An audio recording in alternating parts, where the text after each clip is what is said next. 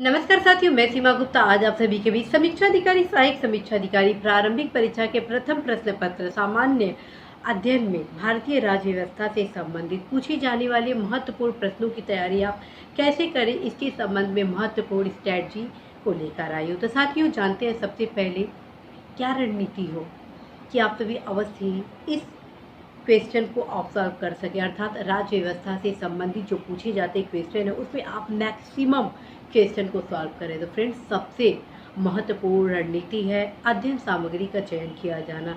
यदि आप best book का चयन करते हैं तो निश्चित रूप से आप अधिकतम अंक प्राप्त करते हैं। फ्रेंड्स, तो आप सभी को मैं बताती हूँ अध्ययन सामग्री मेरी द्वारा आप सभी को सजेस्ट किया जाता है भारतीय संविधान का बेयर एक्ट। जी हाँ, भारतीय संविधान का बेयर एक्ट किताब जो कि प्रथम है, ठीक है।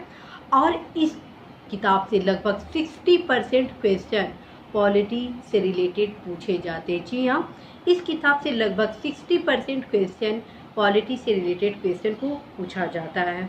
और क्यों ये खास है? क्योंकि ये पॉइंट वाइज हर एक आर्टिकल के रूप में विश्लेषण के साथ राज्य व्यवस्था का अध्ययन आपको कराता है। और फ्रेंड्स, सबसे बेस्ट चीज़ क्या है इसकी? सबसे बेस्ट चीज़ है कि बहुत ही सरल शब्दों में आप हर एक आर्टिकल का जब अध्ययन करते हैं तो जहाँ जहाँ कन्फ्यूज़न होता है वो आपका कन्फ्यूज़न दूर होता है। और ये ध्यान रखिए, जब आप प्रथम बार पढ़ेंगे तो आपको लगेगा कि इससे क्वेश्चन कैसे पूछा जाएगा, क्या ये सफिशिएंट है। और जब आप सेकेंड टाइम पढ़ेंगे तो आप खुद समझ जाएंगे कि ये क्यों आपके लिए बेस्ट है। तो आप अवश्य ही बेयर एक्ट का अध्ययन करेंगे ही करेंगे, भारतीय संविधान का।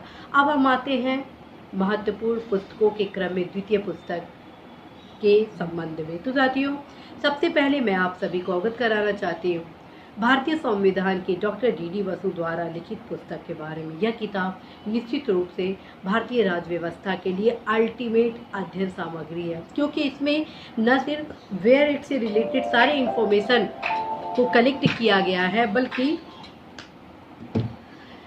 बल्कि जो भी सैद्धांतिक पोर्शन है उसका भी इसमें समायोजन किया गया है। तो आप अवश्य ही इन किताबों को जरूर पढ़ेंगे। अब बहुत सारे ऐसे युवा हैं जिनका यह प्रश्न होता है कि मैं डी बसु का जो शब्द है वो काफ़ी टफ है और मेरी समझ के परे है।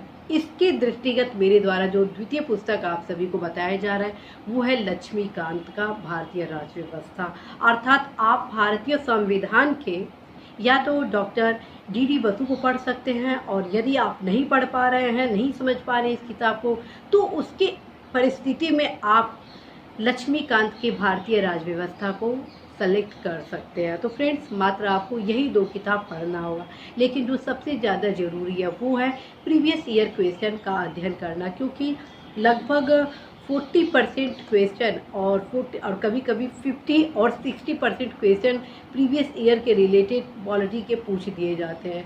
इस वजह से आप सभी को मेरे द्वारा यह बताया जाता है कि आप अवश्य प्रीवियस ईयर के क्वेश्चन का भी अवश्य अध्ययन करेंगे।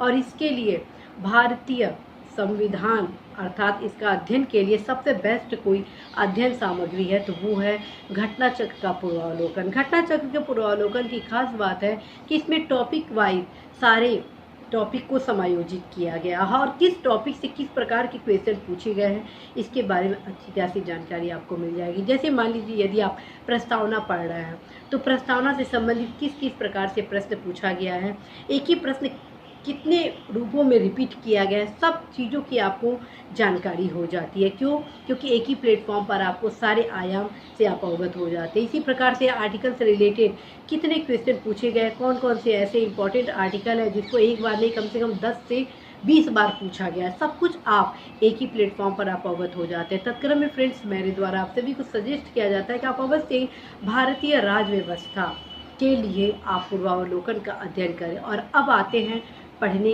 का तरीका।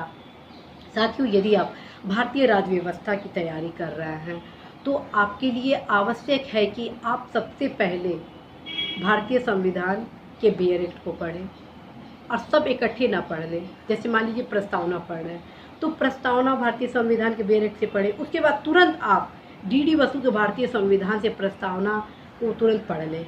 फिर आप घटना चक्र के पूर्वावलोकन से देखें कि प्रस्तावना से कौन कौन से क्वेश्चन और किस प्रकार से क्वेश्चन पूछे गए हैं। ठीक है, जब आप क्वेश्चन पढ़ लेते हैं, ठीक है, अर्थात प्रीवियस ईयर के क्वेश्चन, उसके बाद तत्काल आप फिर भारतीय संविधान अर्थात डी बसु के भारतीय संविधान के प्रस्तावना वाले चैप्टर को फिर से रिवीजन करेंगे। यदि आप इस क्रम को दोहराते हैं और इस क्रम को अपनाते हैं तो निश्चित रूप से फ्रेंड्स आपके क्वेश्चन सही होने की संभावना काफ़ी बढ़ जाती है और इस क्रम में आप सभी का जो सफलता का दर होता है वो भी सुनिश्चित हो जाता है। फ्रेंड्स, आप सभी द्वारा यह पूछा जाता है क्या मैं प्रथम अटेम्प्ट में समीक्षाधिकारी सहायक समीक्षाधिकारी परीक्षा में सफलता प्राप्त कर सकता हूं? मैं कहूंगी यस। यदि आप सही दिशा निर्देश में सही परिश्रम करते हैं तो आप अवश्य ही इस परीक्षा में सफलता प्राप्त करेंगे। और साथियों, जब आप सफल नहीं होंगे तो फिर कौन होगा? क्योंकि रिजल्ट में आप ही लोग तो होते हैं, तो फिर उसमें आपका नाम क्यों नहीं हो सकता है? यदि आप पूर्ण परिश्रम से सही दिशा निर्देश में सही जगह अपने बुद्धि विवेक का प्रयोग करेंगे, परिश्रम को लगाएंगे, अपने ऊर्जा को सही जगह कंसंट्रेट करेंगे तो 100% फ्रेंड्स आप अवश्य ही सफल होंगे। तो साथियों, राज्य व्यवस्था के लिए आप भारतीय संविधान के बेयर एक्ट को जरूर पढ़ें, डी बसु द्वारा लिखित भारतीय संविधान को जरूर पढ़ें और घटना चक्र के पूर्वावलोकन का अनिवार्य रूप से अध्ययन जरूर करें। आशा है, विश्वास है कि आप सभी अवश्य ही राज्य व्यवस्था से संबंधित अधिकतम क्वेश्चन को जरूर सॉल्व करेंगे। All the best.